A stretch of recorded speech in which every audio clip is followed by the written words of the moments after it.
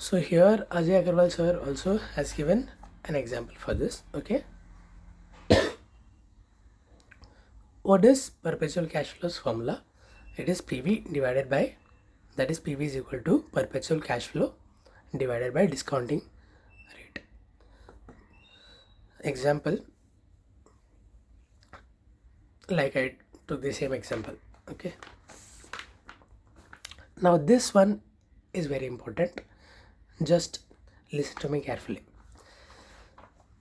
If there is perpetual cash flow with constant growth rate, like let's say this person Ram is receiving 1000 rupees dividend, but not just this.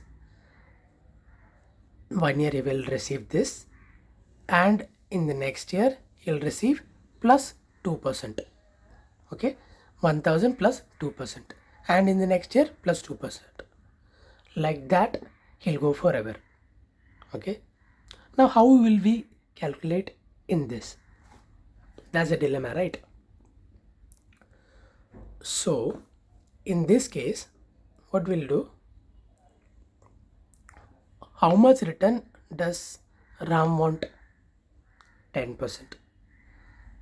When he's getting plus 2% every year infinitely, his return, his want for 10% will be less, right? He want 10% every year. Okay, but this return will grow. This plus 2% is added on infinitely, so his expectation will be less, right? How much will it be less? Minus 2%, right? So here comes a formula, 1000 divided by 10% minus 2%. What is this 2? His expectation is coming down because of this growth factor. Every year it will be 2%, so his expectation is also coming down. So discounting factor minus growth rate. So that is our formula. First perpetual cash flow. Okay, what was the first perpetual cash flow? 1000 and divided by discounting rate, which was at 10%, and growth rate, which was 2%. The same example is given here.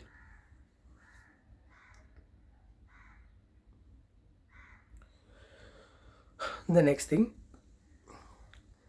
if there is uneven cash flow, this was one concept. Do it very nicely. Okay, this is what is used in our formula. If you want a gist of it, where it will be used, I'll show you. In case of securities, equity, Gordon formula, what is our income every year? It is D1 for the first year. Okay, and what is our expected rate of return? KE.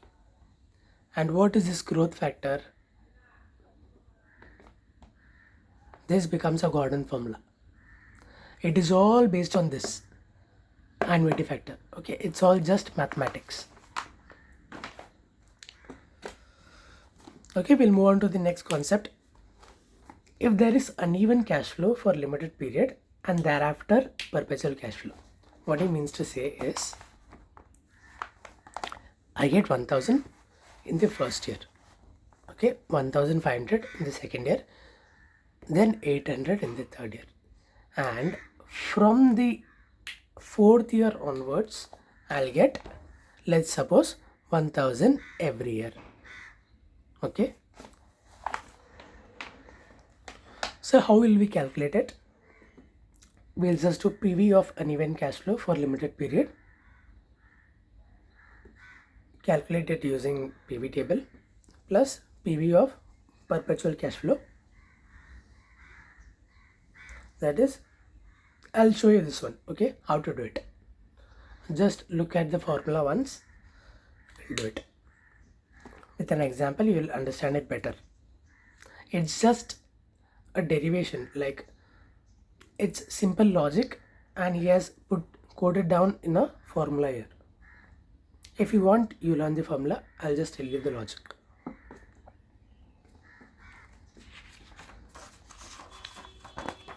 So what is the formula? PV of uneven cash flow. That is, we will use the PV table here.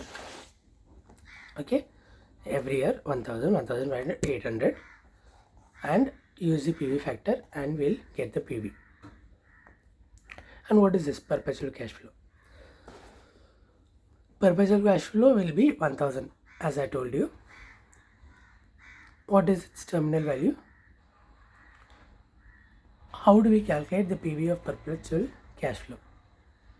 It will be the cash flow of the 4th year, cash flow of the 4th year, that is CF4, divided by K, that is our return minus growth rate.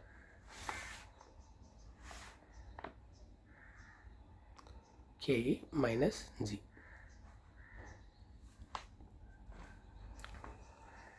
And after that, here we'll get an answer.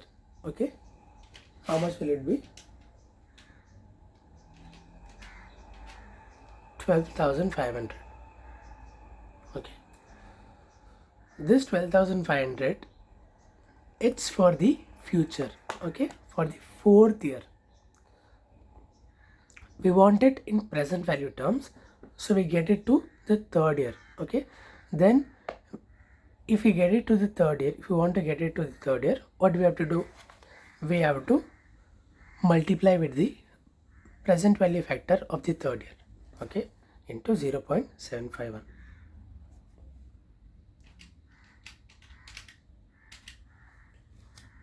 $9387.5.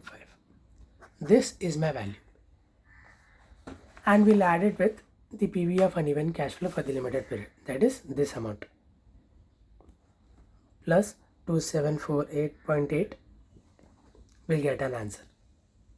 Okay, this is the formula for perpetual cash flow. For first uneven cash flow for the limited period, and thereafter perpetual cash flow.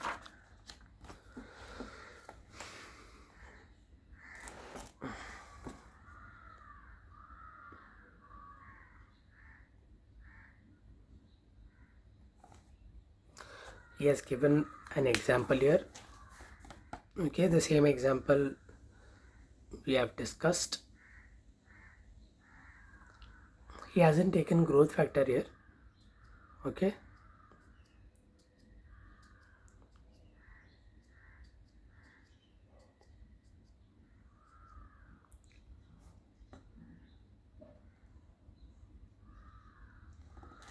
we have taken this example, this type. Here we had a growth. We assumed that there is a growth of 2% thereafter. Okay, so we deducted it. What is the rule of present value? That when we have to get it in the present value,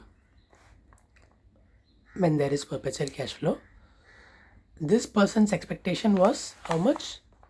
10%. Okay, and we have to deduct the growth factor. So why we do it? Because his expectation will be less. Okay, he is anyway getting 2% from the growth, so why will he need 10%? So it will reduce, his expectation will reduce.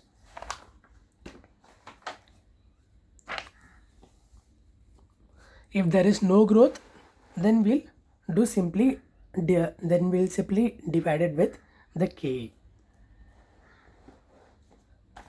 and we'll get our answer. I've taught you this. Okay, this was the whole thing. There is something exam related, so just listen to me. The PV factor should always be taken in 3 decimals unless specifically mentioned in the question. Okay, every time when you calculate the present value factor, that is 1.1 divided by, we have to just take it 3 factors, okay, 0.909, and the next time 0.826, and so on.